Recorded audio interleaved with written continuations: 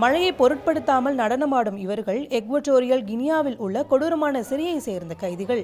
பெண் கைதிகள் 30 பேர் உட்பட சுமார் 600 கைதிகள் கலந்து கொண்ட இந்த நிகழ்ச்சி போப் லியோவுக்காக நடத்தப்பட்டது.